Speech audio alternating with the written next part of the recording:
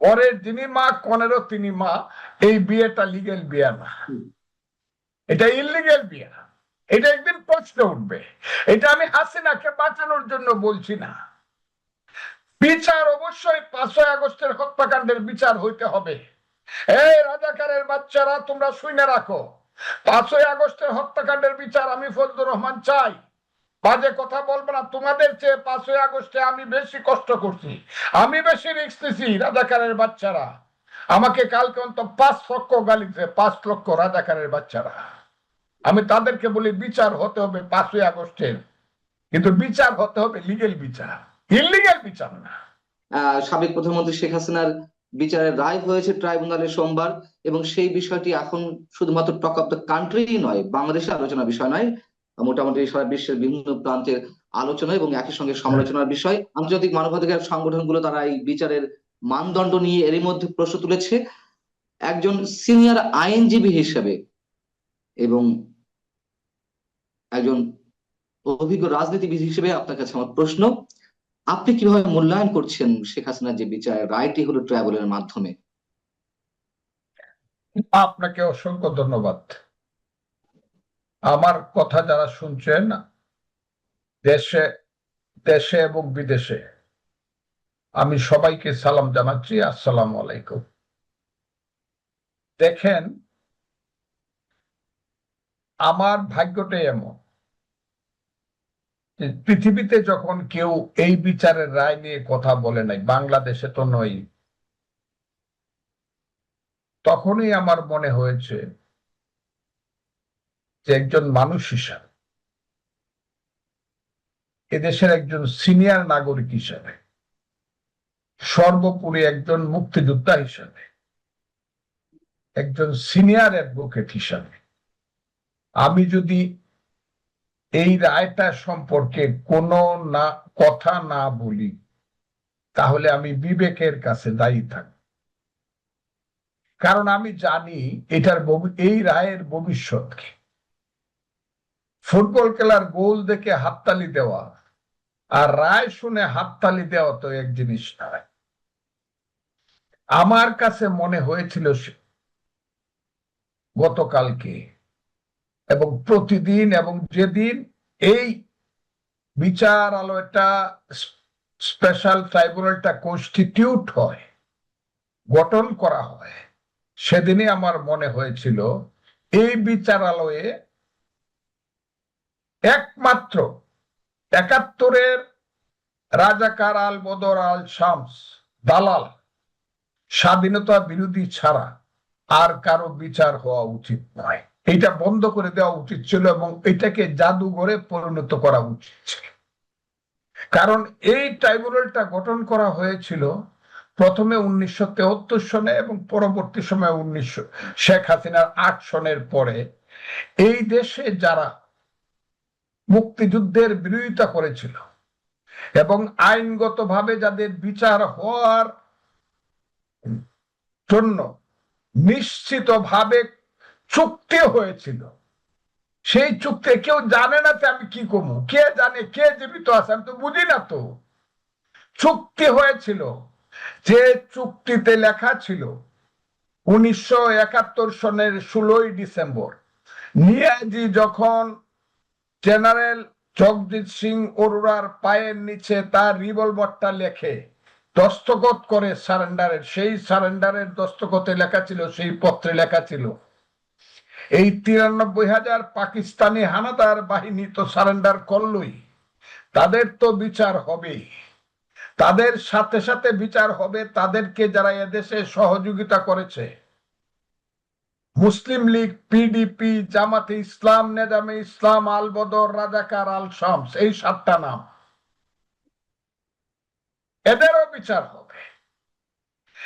এটা হলো যুদ্ধের মধ্য দিয়ে প্রতিষ্ঠিত চুক্তির মাধ্যমে এই দেশে যারা 30 লক্ষ মানুষকে হত্যা করতে সহযোগিতা করেছে, 2 লক্ষ মা বোনের ইজ্জত হরণ করতে বা নিজেরা হরণ করেছে বা যারা হরণ করতে হানাদার পাকিস্তানি বাহিনীকে সহায়তা করেছে, এবং যারা আমার দেশের সেই সব বুদ্ধিজীবী কে হত্যা করে আমার দেশকে মস্তিষ্ক শূন্য করেছে মুনির চৌধুরী, গিয়াসউদ্দিন আহমদ, শহীদুল্লাহ কায়সার, ডক্টর আলিম চৌধুরী, জিসি দেব সহ শত শত বুদ্ধিজীবীদেরকে আলবদররা হত্যা করেছে, তাদের বিচারের জন্য এই কোর্টটা গঠন করা হয়েছিল। এবং তাদের বিচার যতটুকু সম্ভব হয়েছে, শেখ হাসিনা করে গিয়েছে, অনেককে মাফ করে দিয়েছে, শেখ হাসিনার বিচারও অর্ধ সমাপ্ত ছিল। এই কোর্টে আবার দেখা গেল 5ই আগস্টের গণ আন্দোলনের যারা বিরোধী শেখ হাসিনা সরকার, তাদের বিচার হচ্ছে। এটা তো হতে পারে না, এটা তো মুক্তিযুদ্ধের অপমান, মুক্তিযোদ্ধাদের অপমান। এটা তো 1000 বছরের যে মুক্তিযুদ্ধ আমার গৌরব, সেই গৌরবের অপমান। এই কোর্টে তো আন্দোলনে 5ই আগস্টের আন্দোলনে বলেন আর সংগ্রামে বলেন পরাজিত শক্তি যারা, তাদের বিচার হতে পারে না। এরা অপরাধী আর মুক্তিযোদ্ধারা, মুক্তিযুদ্ধের যে মহা অপরাধী, এরা তো এক নয়। সেই কারণে আমি বলছিলাম যে এই কোর্টটাই আমি মানি না, এবং এটা কোর্টটা সঠিক নয়। এবং কোর্টটা যেভাবে গঠন করা হয়েছে সেটা সাংঘাতিক ভাবে বেআইনি, ইলিগেল। আর এই কোর্টে যারা প্রসিকিউশনে এখন আছে, জনাব তাজুল ইসলাম সহ যারা আছে, তারা সবাই ওই শেখ হাসিনার যে বিচার ছিল, আলবদর রাজাকার, আলশাম দালাল, গোলাম আজম, নিজামী, মুজাহিদ, কামরুজ্জামান সহ, কাদের মোল্লা সহ যাদের ফাঁসি হয়েছে, যাদের যাবজ্জীবন কারাদণ্ড হয়েছে, সেই মামলার তারা ছিল ডিফেন্সের লয়ার জনাব তাজুল ইসলাম। এখন তিনি আবার প্রসিকিউশনের লয়ার, তিনি পরের মাসে তিনি কনের পিসি, পরের যিনি মা কনেরও তিনি মা। এই বিয়েটা লিগেল বিয়ে না, এটা ইলিগেল বিয়ে। এটা একদিন প্রশ্ন উঠবে। এটা আমি হাসিনাকে বাঁচানোর জন্য বলছি না। বিচার অবশ্যই 5ই আগস্টের হত্যাকাণ্ডের বিচার হইতে হবে। এই রাজাকারের বাচ্চারা, তোমরা শুনে রাখো, 5ই আগস্টের হত্যাকাণ্ডের বিচার আমি ফজলুর রহমান চাই। বাজে কথা বলবে না। তোমাদের চেয়ে 5ই আগস্টে আমি বেশি কষ্ট করছি, আমি বেশি রিস্ক নিছি। রাজাকারের বাচ্চারা আমাকে কালকে অন্তত 5 লক্ষ গালিছে, 5 লক্ষ রাজাকারের বাচ্চারা। আমি তাদেরকে বলি বিচার হতে হবে 5ই আগস্টের, কিন্তু বিচার হতে হবে লিগেল বিচার, ইলিগেল বিচার না। আমি এই কথাটা বলার পরে কালকে লক্ষ লক্ষ, কি বলছিলাম আমি, যে এই কোর্টটা সম্পর্কে যখন গণতন্ত্র আসবে দেশে, এখন তো গণতন্ত্র নাই, এখন কোর্ট কাছারিতে বিচার হয় না তেমন। যখন গণতন্ত্র আসবে, writ bench, real writ bench আসবে হাইকোর্টে, তখন গিয়ে একজন আইনজীবী দাঁড়ায় বলবে, মাই লর্ড, 24শে আগস্টের পরে যে কোর্টটা হয়েছিল ট্রাইব্যুনাল, এইটা সঠিক ছিল না, বেঠিক ছিল। আমি এই ব্যাপারে 102 ধারায় আমি আপনার কাছে কনস্টিটিউশন আমার অধিকারের দাবি করছি। সেই কোর্টটা শুনে অবশ্যই রায় দিবে যে এই কোর্টটা সঠিক ছিল না। এই কোর্টের আমার কথাটা শুনে 1 মিনিট, এই কোর্টটা সঠিক ছিল না, এবং এইটা আবার অ্যাপিলেট ডিভিশন সাপোর্ট করবে। আর সেই কোর্টটা যদি সঠিক না থাকে, তো এই কোর্টের বিচার তো পরের ব্যাপার, কোর্টই তো সঠিক না। 1, 2 হলো, আমি যে কথাটা বলছিলাম সেই কথাটা আজকে জাতিসংঘ সমর্থন করতেছে। আমি যে কথাটা কালকে বলছি সেই কথাটা আজকে সমস্ত মানবাধিকার সংস্থা সাপোর্ট করতেছে। আমি যে কথাটা বলছি সেই কথা অস্ট্রেলিয়া থেকে, জাপান থেকে ধরে, ইউরোপীয় ইউনিয়ন থেকে ধরে, আমেরিকা সবাই সাপোর্ট করতেছে। তা আমাকে হাজার হাজার গালি কেন দেওয়া হইলো? আমি তো বলতেছি না বিচার করা যাবে না, বিচারের ব্যাপারে আমার কোনো কথাই নেই। আমি বলতেছি কোর্টটা ইলিগেল, কাজে ইলিগেল কোর্টে কোনো লিগেল বিচার হইতে পারবে না। এটা হলো আমার কথা। বিষয় হচ্ছে যে ইলিগাল বিচার, আপনি বলছেন যে যুদ্ধাপরাধী বিচারের জন্য এই ট্রাইব্যুনাল গঠিত হয়েছিল, অর্থাৎ শেখ হাসিনার বিচারের জন্য নতুন কোন ট্রাইব্যুনাল গঠন করা যেতে পারে, তো এটাই হচ্ছে আপনার বক্তব্য? হ্যাঁ। আচ্ছা, এখন হাইকোর্ট ডিভিশনে কেউ আপিল করলে হাইকোর্ট এটিকে মানে এই ট্রাইব্যুনালের বিচার স্থগিত করতে পারে বা বাদ দিয়ে দিতে পারে। হাইকোর্ট বলতে অ্যাপিলেট ডিভিশন, সেই অ্যাপিলের কি কোনো সুযোগ আছে? কে করবে এই অ্যাপিলটা? কার পক্ষ থেকে করা হবে? না, নিয়ম হইলো ফিউজিটিভ, যারা পলাতক লোকের কোনো আপিল নাই, বিচার পাওয়ার Right. অধিকার নাই। কাজে শেখ হাসিনা এবং ওই যে কি নাম স্বরাষ্ট্রমন্ত্রী ছিল, আমার মনেও থাকে না ভাই, না আসাদুজ্জামান কামাল সাহেব, এরা যদি আইসা সারেন্ডার করে যদি আপিল না করে, তাদের আপিল করার কোনো রাইট নেই, এমন কথাটা বুঝে। আমি হাইকোর্টের কোনো আপিল না, আপিল করতে হবে এপিলের ডিভিশনে, তারপরে রিভিউতে যাইতে হবে সর্বশেষ। এইটা একটা দীর্ঘ প্রসেস, যতই বলুক যে এটা একটা দীর্ঘ প্রসেস, একটা লোককে ফাঁসি 1-1.5 বছর 2 বছর লাগবে। কিন্তু আমি যতদূর জানি 30 দিনের মধ্যে আসামি পক্ষ থেকে সশরীরে বা আত্মসমর্পণের মাধ্যমে যদি অ্যাপিল করা না হয়, তাহলে এটি স্বয়ংক্রিয়ভাবে চূড়ান্ত রায়ে পরিণত হয়, যদি আমার ভুল না হয়ে থাকে। হলো ফাঁসির আসামি তো এখানে নাই, আসামিদের রায় চূড়ান্ত রায় হইলো, এতে কি হইলো? এতে কি শেখ হাসিনা বা কামাল সাহেবের ফাঁসি হয়ে যাবে? কারণ তারা তো হাতের ধরা ছোঁয়ার মধ্যে নাই। হ্যাঁ, যেটা বলছে আমাদের সেই মহান নেতা জনাব আবু তাহের, এই রাজাকারের সন্তানেরা যা বলে যে তাদের 50 লক্ষ সৈন্য আছে, 25 লক্ষ হইলো অস্ত্রধারী, আর 25 লক্ষ হইলো ডাইরেক্ট অস্ত্রধারী, আর 25 লক্ষ হইলো গেরিলা।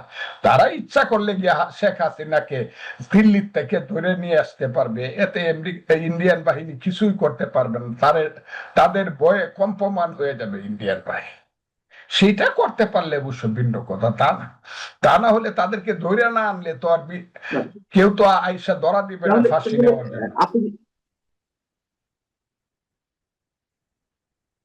তাহলে আপনি বলতে চাচ্ছেন যে একটি ভবিষ্যতে যে কোনো সময় যদি আওয়ামী লীগের ফেভারে কোনো সময় আসে, সেক্ষেত্রে আপিল করা হলে এই রায় বাতিল হয়ে যেতে পারে, বিষয়টি এরকম? না, আওয়ামী লীগ আসতে হবে সেটা এমন না। এইটাও রাজাকারের বাচ্চারা বলে, আমি নাকি বলছি যে হাসিনা আসলেই রায় থাকবে না, আমি এই কথা বলি নাই।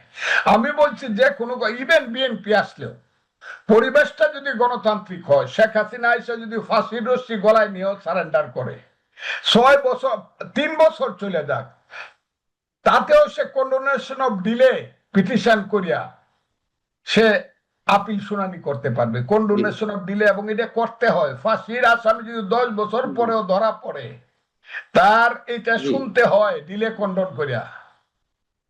এটা আমি প্রতিদিন বলবো না, প্রতি বছরে বছরে ফাঁসির কেস আমি করি, কোনোটা খালাস করি, কোনোটা যাবজ্জীবন করি, কোনোটা বহাল থাকে।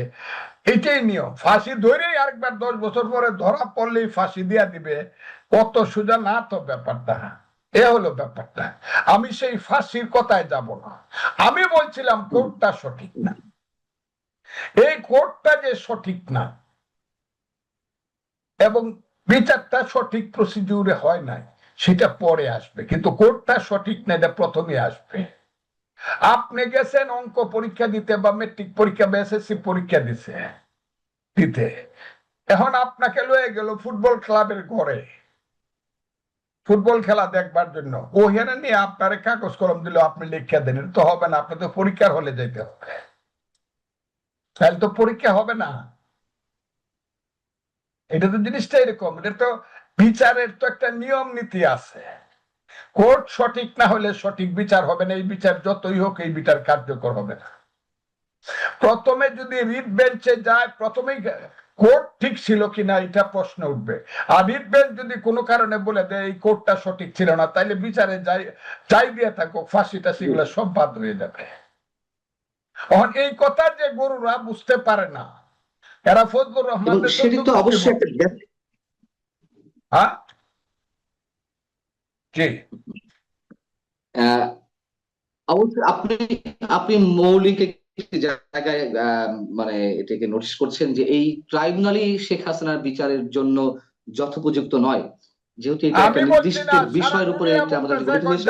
আমি ধরে নিলাম যে প্রক্রিয়া, এদের যে বাবা জাতিসংঘ, আমাদের যে বাবা 15 বছরের বাবা মানবাধিকার সংস্থা, যারা সব সময় বিএনপি এবং আন্দোলন সমর্থন করে গেছে হাসিনার বিরুদ্ধে, এরা হলো এখন তাদের আমাদের ওই ফাঁসির এগেইনস্টে বিচারের এগেইনস্টে গেছে, যেটা বিচার ঠিক মতো ভাবে হয় নাই। দেখেন না সবকিছু কইলা আমাকে বকে কেন? অনেক কথা আমি আগে বলছি বলেই বকে শুনতে হবে আমাকে। হ্যাঁ, আমার দলের কাছে বিচার দেয়, ফজলুর রহমান তো হাসিনার বিচার না, আমি হাসিনার বিচার চাই না, এটা না। আমার দল যেটা স্টেটমেন্ট করছে, ওই স্টেটমেন্টের আমি বিরোধী না, আমি তার পক্ষে। কিন্তু আমি যেটা বলতেছি আইনজীবী হিসাবে এবং মুক্তিযোদ্ধা হিসাবে, এই কোর্টে বিচার করে মুক্তিযুদ্ধের অবমাননা করছে। দুই, আইনজীবী হিসাবে আমি বলতেছি এই কোর্টে যে কোর্টটা গঠন করা, যে কোর্টটা গঠন করা হয়েছে সঠিকভাবে গঠন করা হয়নি।